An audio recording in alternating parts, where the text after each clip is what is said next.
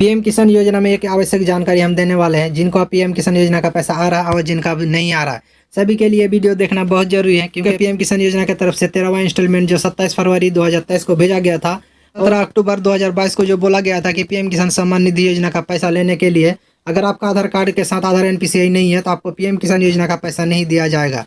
तो वैसा ही हुआ, पीएम किसान योजना का पैसा जो बहुत किसानों को नहीं मिला, लगभग 8 करोड़ कुछ किसानों को पैसा मिला था। उसके बाद धीरे धीरे अपना जो भी बेनिफिशियरी प्रॉब्लम था, अपना प्रॉब्लम सॉल्व किया किसानों ने।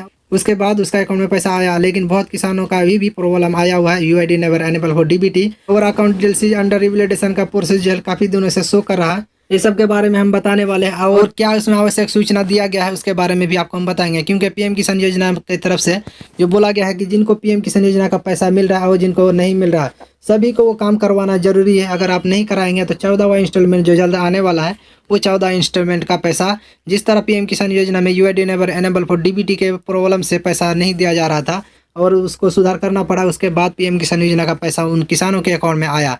लेकिन सभी किसानों के लिए अनिवार्य कर दिया गया है कि आप अगर वो काम नहीं कराएंगे तो पीएम किसान योजना का पैसा नहीं दिया जाएगा। तो पहले आपको हम बता देते हैं कि UID never enable for DBT का जो इसका भी प्रॉब्लम आ रहा है, जल्द से जल्द अपना प्रॉब्लम सॉल्व करा ले। क्योंकि यहाँ पर देख पा रहे 29/3/2023 को इसका रिजेक्ट हो गया है, और रिजेक्ट का रीजन में यहाँ पर देख पा रहे UID never enable for DBT, क्योंकि सरकार की तरफ से आधार एनपीसीआई के माध्यम से पैसा भेजा जाता है, इसलिए आपका डीबीटी में आधार एनपीसीआई लिंक नहीं है, इसके लिए पीएम किसान योजना का पैसा आपका अकाउंट में नहीं दिया गया है।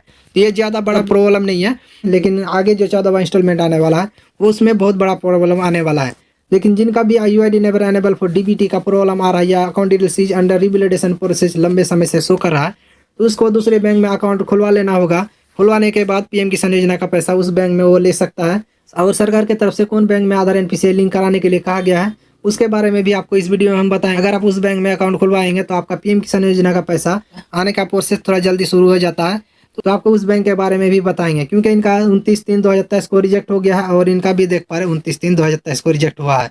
और यहाँ पर आप देख पाएंगे कि यहाँ पर क्या लिखा हुआ है, और यहाँ पर इसका भी देख पा रहे हैं PFMS bank rejection reason UID never enable for DBT, contact your bank to linking Aadhaar with account. तो यहाँ पर आपको क्या काम करने के लिए कहा जा रहा है, आपको बैंक जाने के लिए कहा जा रहा है, वहाँ जाके आपको आधार एनपीसीआई कराने के लिए कहा रहा है, अकाउंट नंबर पर आपको आधार लिंक करने के लिए कहा जा रहा है। तो वहाँ पर आप जाएंगे, जाकर वहाँ पर आपको बोलना होगा कि हमको आधार एनपीसीआई करना है, क्योंकि सरकार की तरफ से जो पीएम किसान योजना का पैसा या किसी भी संस्था का पैसा मेरा अकाउंट में नहीं आ पा रहा है, तो हमको डीबीटी लिंक कराना होगा। तो उसके बाद आपको आज एक फॉर्म दिया जाएगा, उस फॉर्म को भर के आपको देना होगा, और फॉर्म को भरने के बाद पीएम किसान योजना में आपका जो 24 से 48 घंटे के बाद जो आपका पीएम किसान योजना का पैसा आने का प्रोसेस वो चालू हो जाएगा। तो जिनका भी इस तरह का प्रॉब्लम आ रहा है, और इनका देख पा रहे 30/3/2023 को इसका रिजेक्ट हो गया है, तो इसी तरह किसानों का जो है प्रॉब्लम आ रहा है। अगर आपका इस तरह का प्रॉब्लम पहले से सॉल्व किया हुआ रहता तो आपका पीएम किसान योजना का पैसा आज नहीं रुका हुआ होता। और आगे 14वां इंस्टॉलमेंट जो आने वाला है उसमें आपको क्या क्या काम करना होगा आपको यहाँ पर दिखा देते हैं। जैसे कि यहाँ फॉर्म पर आप देख पा रहे हैं, यहाँ पर लिखा हुआ है, तो यहाँ पर फॉर्म पर लिखा हुआ है आवश्यक सूचना। तो आवश्यक सूचना में आपको क्या काम करने के लिए कहा, तो यहाँ पर आपको देखना होगा कि यहाँ पर क्या लिखा हुआ है। तो आपको हम दिखा देते हैं क्या क्या यहाँ पर लिखा हुआ है, और आपको बता भी देंगे क्या इसमें आपको काम करना होगा। तो यहाँ पर लिखा हुआ है, सूचित किया जाता है कि भारत सरकार द्वारा पीएम किसान योजना अंतर्गत लाभुक के आवेदन में जमीन विवरण के साथ साथ दाखिल खारिज तिथि मोटेशन डेट को भी अनिवार्य कर दिया गया है। युक्त परिस्थिति में पीएम किसान पोर्टल पर जिन लाभार्थियों का बेनिफिशियरी में लैंड सीडिंग नो प्रदर्शित हो रहा है, उनके आवेदन में दाखिल खारिज तिथि की प्रविष्टि हेतु आवेदन पूर्ण अंचल अधिकारी को वापस भेज दिया गया है। कृपया अंचल अधिकारी से संपर्क कर अपने आवेदन में जमीन का मोटेशन डेट अविलंब अंकित करा ले।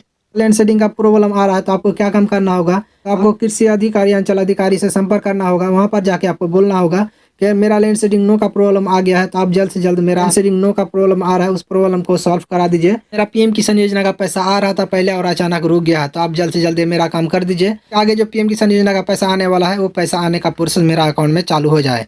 और आपको ये भी बता देते हैं कि सरकार की तरफ से कौन बैंक में आधार एनपीसीआई करने के लिए कहा जा रहा है, और यहाँ पर क्या लिखा हुआ है। जैसे कि यहाँ पर देख पा रहे हैं, जिन किसान का बैंक खाता आधार या एनपीसीआई से नहीं जुड़ा है यानी डीबीटी एनेबल नहीं है, वैसे किसान तुरंत पोस्ट ऑफिस जाकर इंडिया पोस्ट पेमेंट बैंक में डीबीटी एनेबल बैंक खाता खुलवाए। मतलब जब पीएम किसान योजना का पैसा लेने के लिए या सरकारी किसी भी संस्था का पैसा लेने के लिए आपको पोस्ट ऑफिस में जाना होगा, वहां पर जाके इंडिया पोस्ट पेमेंट बैंक में अकाउंट खुलवा लेना होगा। वहां पर बोलना होगा कि डीबीटी एनेबल मेरा साथ साथ कर दीजिए, तो पीएम किसान योजना का पैसा जो रुका हुआ है वो पैसा आने का प्रोसेस चालू हो जाए।